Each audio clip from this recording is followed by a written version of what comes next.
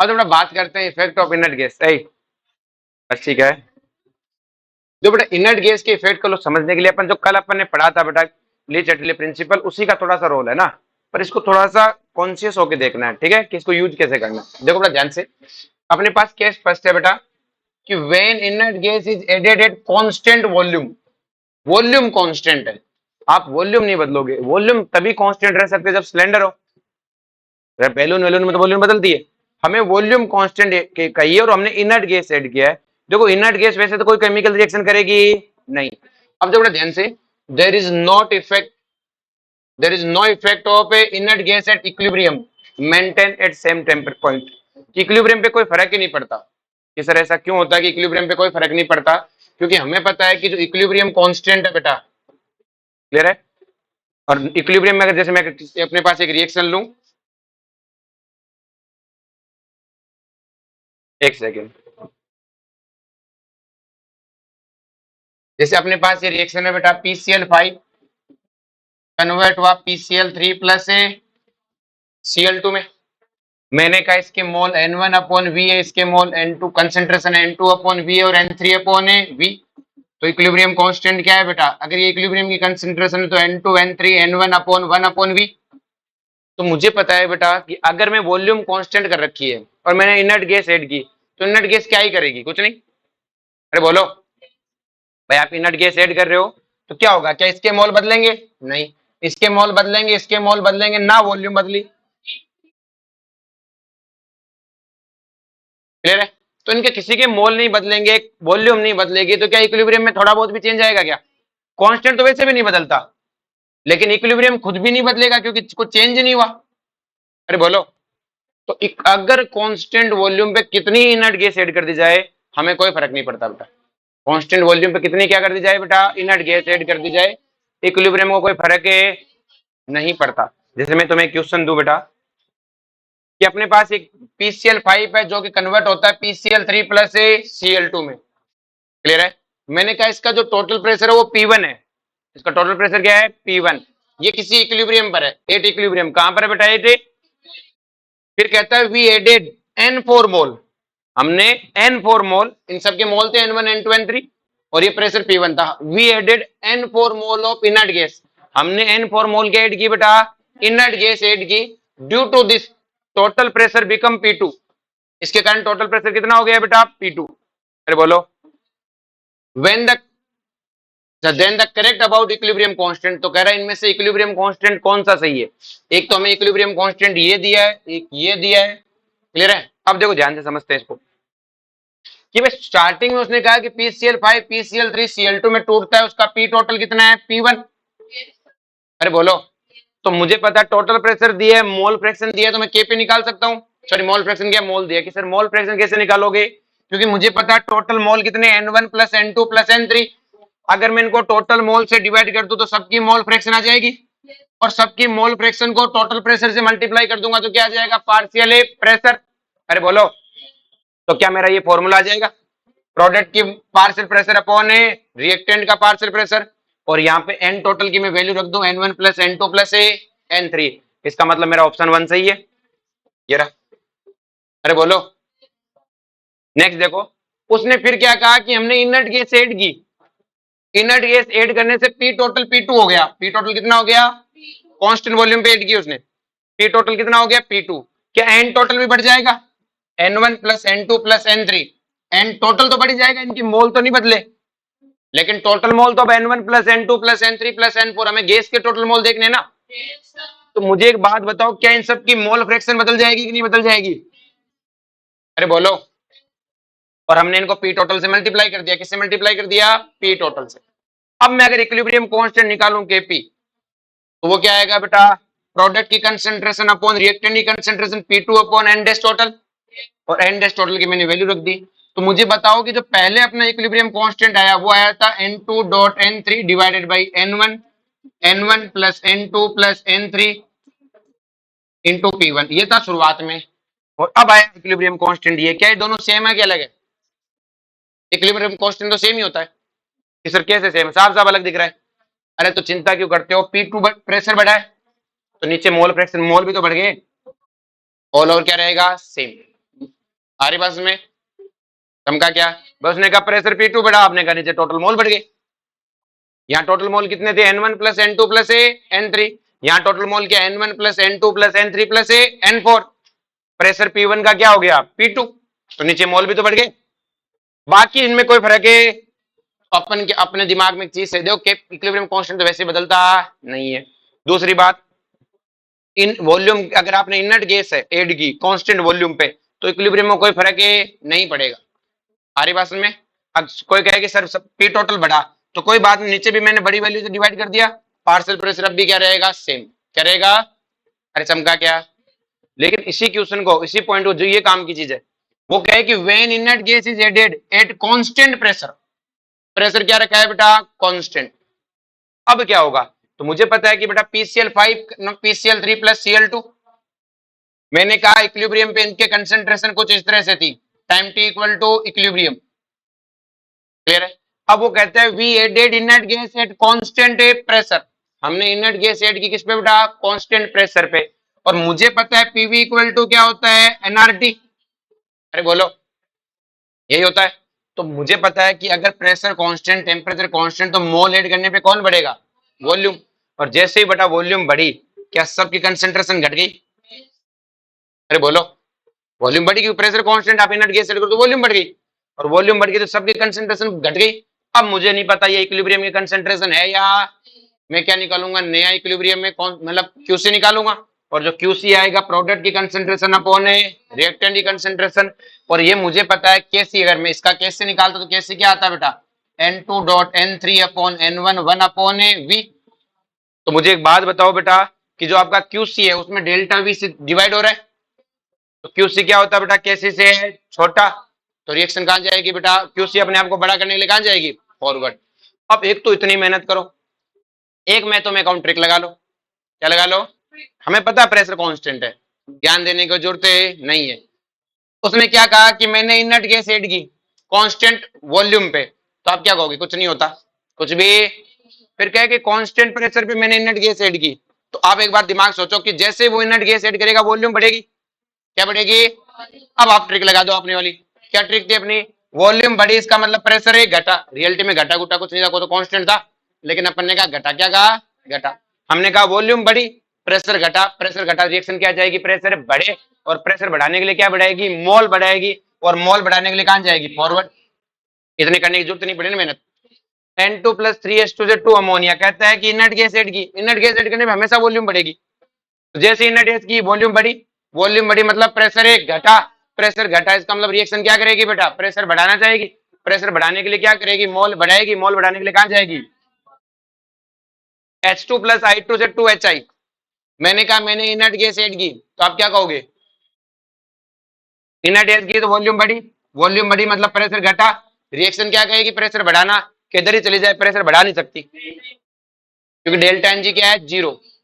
तो बड़ा, जब डेल्टा एन जी जीरो हो, तो आप कुछ भी कर लेना, कोई फर्क है? तो मुझसे कोई कहे अगर इनर्ट गैस ऐड करूं, अगर मैं कांस्टेंट वॉल्यूम पे ऐड करूं तो कोई फर्क है?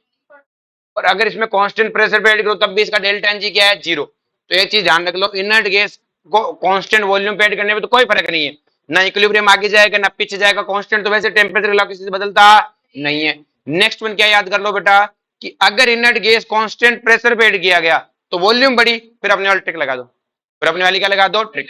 वैसे दिमाग में हमें पता प्रेशर बढ़ता घटता नहीं है, लेकिन अपने को क्या इतने लफड़े में पड़ना है? अरे बोलो, इतनी मेहनत कौन करेगा? नेक्स्ट में देखो बेटा, अपन क्या कर सकते हैं? आरएनएस इक्वेशन से डेरिवेशन क्या कर सकते हैं?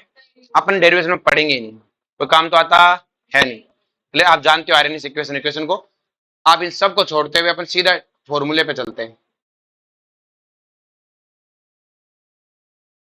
ये फॉर्मूला है अपना ना, सिर्फ फॉर्मूला। ये फॉर्मूला में देखो, मुझे इन सब से कोई मतलब नहीं, मुझे पहले ही पता है इक्विलिब्रियम कांस्टेंट बढ़ेगा कि घटेगा। न्यूमेरिकल आता है, आप ये न्यूमेरिकल ये पहले पढ़ चुके हो, आप केमिकल काइनेटिक्स पढ़ के आए थे, और केमिकल काइनेटिक्स में आपने क्या पढ़ा था? ln k2 upon k1 equal to minus E upon R, वो तो लॉग लॉग तब है 1 upon t2 minus 1 upon t1। पढ़े थे कि नहीं पढ़े थे? अरे बोलो।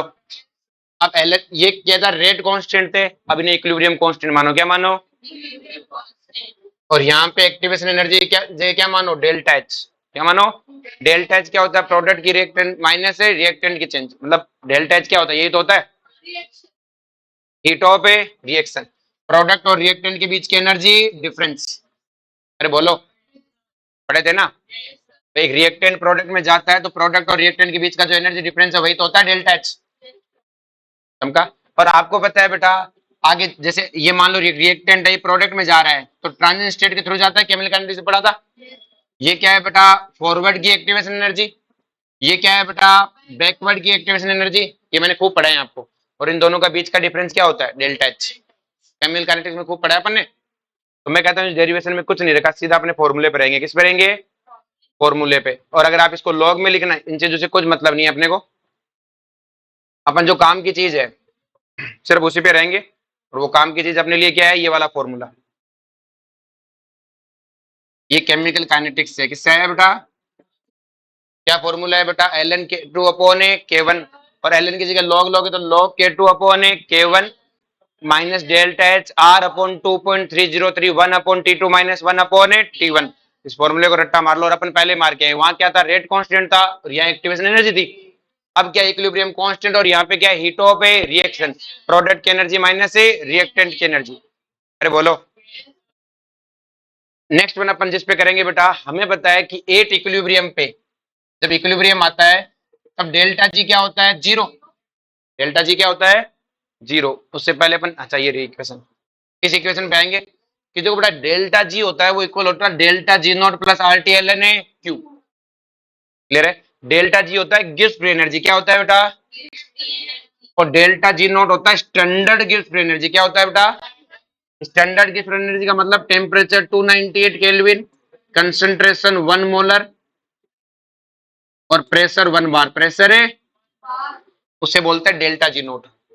ठीक है। और plus R T L N A Q. Q जानते हो आप, रिएक्शन क्यूसेंट होता है। क्या होता है, ध्यान रहे, डेल्टा जी नोट दोनों ही एक्सटेंसिव होते हैं। क्या होते हैं बेटा, इंटेंसिव नहीं होते। ठीक है। अब मुझे पता है बेटा एट इक्विलिब्रियम पे डेल्टा जी क्या होता है, जीरो। और डेल्टा जी जीरो तो होता ही है, साथ में रिएक्शन क्यूसेंट क्यू किसके बराबर होता है, के इक्विलिब्रियम के। तो मैं इस इक्वेशन में रख दूं डेल्टा जी। ध्यान रहे, डेल्टा जी जीरो होता है इक्विलिब्रियम पे, डेल्टा जी नोट जीरो। मेरे को किसी ने कहा डेल्टा जी नोट जीरो है तो क्या इक्विलिब्रियम है, नहीं। डेल्टा जी जीरो है तो इक्विलिब्रियम है। हमारी बात में, तो डेल्टा जी अगर जीरो है तो उस वक्त में रिएक्शन क्यूसेंट, रिएक्शन किस में होती है, इक्विलिब्रियम में। और इक्विलिब्रियम पे क्यूसी किसके बराबर होता है, के इक्विलिब्रियम के। तो मैं फॉर्मूला क्या लिखूंगा, डेल्टा जी की जगह zero, delta G naught plus R T L N A K equilibrium. तो डेल्टा जी नोट किसके बराबर आ गया, minus R T L N A K equilibrium. बोलो कोई दिक्कत है। और मैं यहां से क्या लिख सकता हूं, L N K equilibrium equal to minus delta G naught upon A R T. अब आपको पता है इस एल एन को कैसे भी लिख सकता हूं बेटा, log K equilibrium equal to minus delta G naught upon 2.303 R T.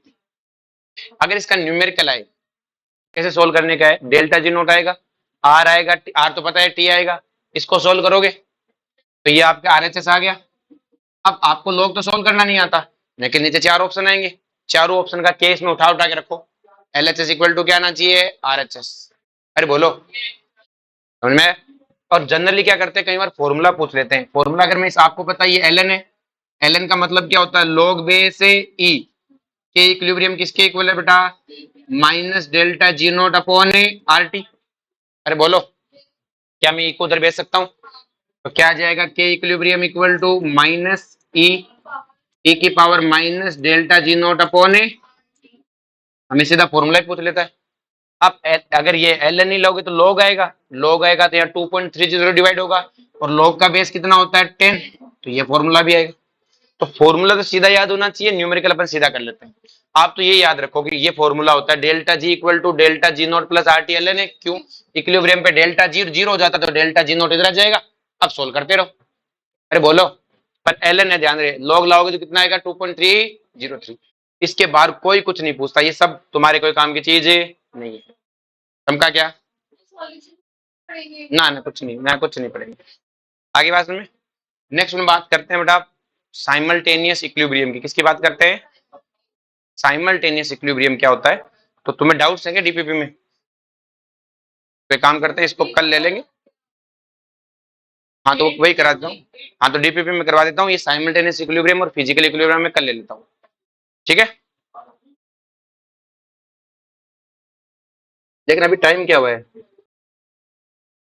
चलो एक काम करते हैं, साइमल्टेनियस तो पूरा कर लेते हैं, इसके बाद डीपीपी ले लेंगे। ठीक है, तो बेटा साइमल्टेनियस इक्विलिब्रियम क्या होता है, ध्यान समझना, बहुत आसान है।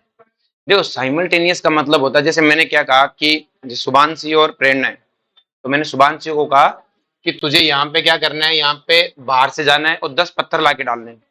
कितने पत्थर लाके डालने हैं? 10। शुभांशी ने 10 पत्थर लाके डाल दिए। फिर मैंने प्रेरणा को अलग से कहा कि तुझे इस जगह पे 15 पत्थर लाके डालने हैं, तो प्रेरणा ने पत्थर 15 लाके डाल दिए। अरे बोलो, तो टोटल पत्थर कितने हो गए यहाँ पे? 25। कितने हो गए? 25 पत्थर। आगे बात में, अरे बोलो, पक्का? अब अगली बार मैंने क्या हुआ, ये प्रेरणा है और ये शुभांशी है, ये दोनों साथ खड़ी थी। मैंने कहा 25-25 पत्थर डालो यहाँ पे। कितने पत्थर डालो? तो क्या मैंने दोनों को इंडिविजुअली 25-25 डालने को कहा था कि नहीं कहा था कि तो भी 25 डालना, ये 25 डालना?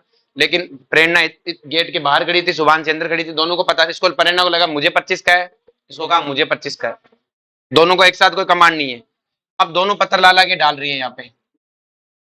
जैसे 25 पत्थर हुए, भाई शुभांशी ने मान लो 13 पत्थर डाले, इसने 15 पत्थर डाले, फिर 12 पत्थर डाले, हो गए 25। लेकिन इन दोनों को नहीं पता कि हम दोनों पत्थर लाके डाल रहे हैं।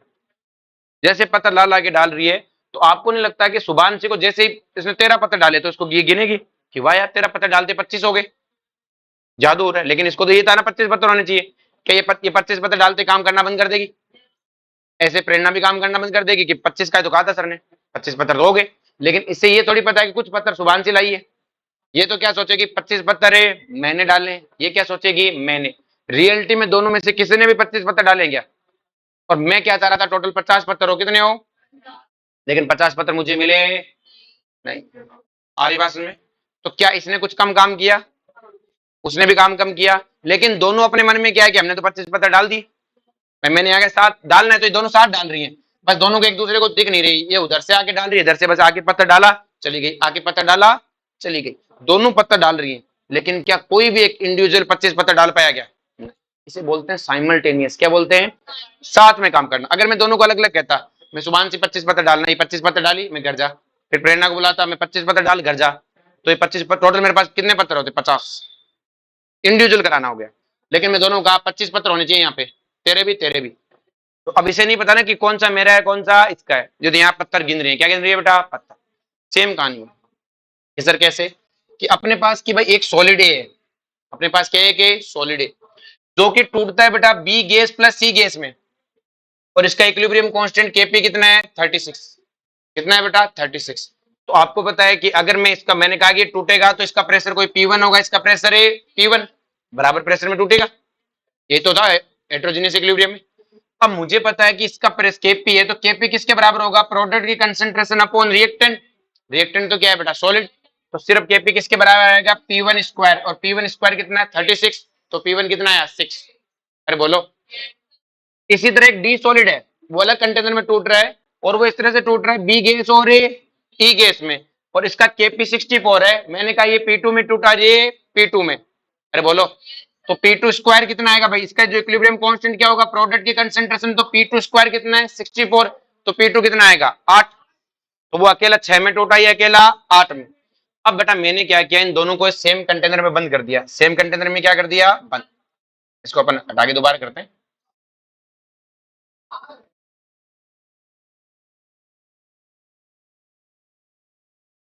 दोनों को सेम कंटेनर में बंद कर दिया अपन ने। ए सॉलिड है वो टूट रहा है बी गैस प्लस सी गैस में, डी सॉलिड टूट रहा है बेटा बी गैस ई गैस में। देखो साइमल्टेनियस तभी लगेगा जब चीज, कुछ चीज कॉमन हो, कुछ चीज क्या हो? कॉमन। इन दोनों में बी कॉमन है। क्या कॉमन है? बी। भाई मैं इसको पत्थर डालने को कहता, उसको ईंट डालने को कहता, तो दोनों 25-25 डालते कि नहीं डालते? गड़बड़ क्या हुई, दोनों को पत्थर डालने का, तो दोनों ने पत्थर डाले, तो इसने 12 डाले, इसने 13 डाले, लेकिन जिसने भी गिने 25 मिल गए, दोनों को 25 मिल गए, घर भागे। लेकिन तो कॉमन होना चाहिए, जैसे इन दोनों में बी कॉमन है। अब मान लो ये ए सॉलिड टूटने लगा, ये एक्स टूटा, और ये, अरे बोलो, डी सॉलिड भी टूटेगा। सॉरी मैंने गलती कर दी, एक सेकंड।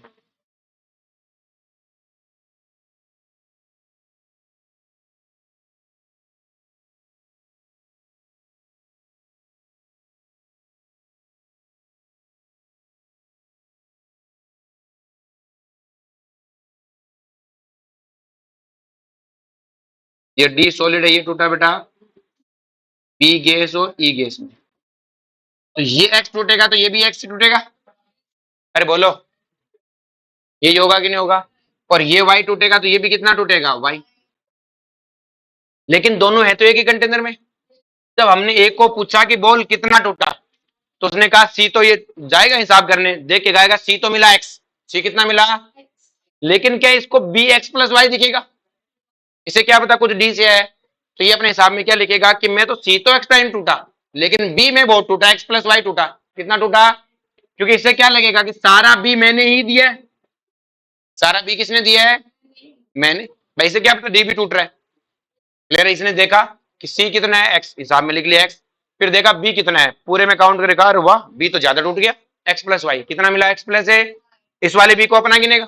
फिर हमने डी को भेजा, मैं देख तो कितना टूटा, तो उसने कहा ई तो में वाई टूटा, लेकिन बी में बहुत टूटा, मेरे से बी कंपोनेंट मेरा कितना मिला, एक्स प्लस ए वाई। इसे ये थोड़ी पता तेरा तो वाई है, इससे टोटल कितना फील होगा, एक्स प्लस ए। तो अगर ए वाला अपना इक्विलिब्रियम लिखेगा केपी, इसका केपी कितना है बेटा 36, तो केपी तो बदलने वाली चीज है नहीं, तो इसका केपी कितना 36 ए वाली रिएक्शन का, और केपी 36 है। लेकिन ये क्या कहेगा कि मेरे बी की कंसेंट, बी का प्रेशर, बी का प्रेशर कितना है, ये एक्स प्लस वाई, और सी का कितना है एक्स। बोलो इसको तो यही फील रहेगी। इसी तरह से मैं डी को कहूंगा तू भी इक्विलिब्रियम कांस्टेंट, तो क्या लिखेगा केपी इक्वल टू 64, ये भी बी कितना बताएगा। अरे बोलो, अगर मैं दोनों इक्वेशन को जोड़ दूं, भैया समझ में आया मैंने कैसे लिखा? साइमल्टेनियस में चीज समझने क्या करना है बेटा, कुछ नहीं करना, ये एक्स एक्स तोड़ दिया, ये वाई वाई तोड़ दिया, जो कॉमन है उसका टोटल इसको भी फील होगा, उसका टोटल है इसको भी फील होगा। इसको ये लगेगा ना टोटल मेरा, इसको भी क्या लगेगा टोटल है मेरा है। अगला पूरा चैप्टर इसी पे बेसा है, साइमल्टेनियस पे, आयनिक इक्विलिब्रियम। तो अब मुझे क्या लगेगा बेटा, ये कितना हो गया बेटा टोटल है 100। अगर मैं दोनों इक्वेशन को जोड़ दूं और इधर से जोड़ूंगा, देखो बेटा क्या आएगा, X square plus Y square, इधर से एक्स वाई, इधर से एक्स वाई, क्या हो जाएगा 2xy। तो क्या हो गया एक्स प्लस ए वाई का होल स्क्वायर, कितना हो गया 100। तो बताओ एक्स प्लस वाई कितना आ गया, एक्स प्लस वाई कितना आ गया। अरे बोलो क्या दिक्कत है बेटा, x square plus x y, y square plus a x y, तो 2xy हो गया। इन दोनों को जोड़ा है मैंने, इन दोनों इक्वेशन को जोड़ा है, तो एक्स प्लस वाई की वैल्यू आ गई। और आपको एक्स प्लस वाई की जैसे ही वैल्यू आई, इस इक्वेशन में पुट करो, एक्स की वैल्यू कितनी आएगी बेटा 3.6, एक्स की वैल्यू 10 रखो, तो एक्स कितना आ जाएगा 3.6। एक्स प्लस वाई पता लगा तो वाई कितना आया 6.8। तो क्या रियलिटी में ये जब अकेला टूट रहा तो कितना टूट रहा था 6, लेकिन साथ में कितना टूटा बेटा, रियलिटी में तो एक्स टूटा था ये 3.6, कितना टूटा है। जब ये अकेला टूट रहा तो कितना टूटा 8, लेकिन साथ में कितना टूटा। अरे बोलो, रियलिटी में कुछ कम टूटा कि नहीं टूटा, ये तो बात हुई थी प्रेरणा और इसने साथ काम किया तो बराबर काम उतना नहीं किया जितना करना चाहिए था, पर फील तो अलग है।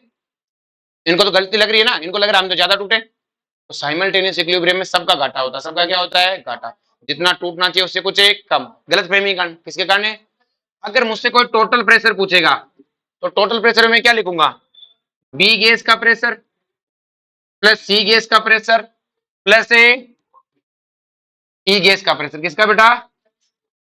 तो बताओ सी गैस का प्रेशर कितना है एक्स, एक्स की वैल्यू कितनी है 3.6। ई गैस का प्रेशर कितना है 6.4, प्लस बी फेज का प्रेशर 2 बार गिनूंगा कि एक बार गिनूंगा। आप गलती थोड़ी करोगे, आपको पता है तो टोटल एक्स प्लस वाई, तो X plus Y, X plus Y कितना है 10। यहां से क्या आ जाएगा पी टोटल, क्या आ जाएगा भाई, आप तो मशीन लगा के गिनोगे ना, मशीन तो टोटल प्रेशर में बी को 2 बार थोड़ी गिनेगी, ये तो इसकी गलत फहमी है। इसी को क्या बोलते हैं साइमल्टेनियस इक्विलिब्रियम, क्या बोलते हैं। नेक्स्ट देखो बेटा ध्यान से, जैसे हमसे क्वेश्चन आता है इसमें कि पीसीएल पाइप है वो टूटता है पीसीएल3 प्लस ए सीएल2 में। अरे बोलो, साथ में जो ये Cl2 है, ये Cl2 इस कंटेनर में प्रेजेंट CO कार्बन मोनोऑक्साइड के साथ रिएक्शन करके बनाती है COCl2, क्या बनाती है, ये दोनों साथ में चल रही है, ये पीसीएल पाइप टूटता है। इससे जो Cl2 मिलती है उसी Cl2 से reaction container present CO reaction करके बना लेता है COCl2, और दोनों रिएक्शन इक्विलिब्रियम में खड़ी है। इसमें खड़ी है। अब ये कहता है कि आफ्टर वी एडेड निकल इन कंटेनर, हमने क्या किया, इस इक्विलिब्रियम में एक निकल डाल दिया। क्या डाल दिया?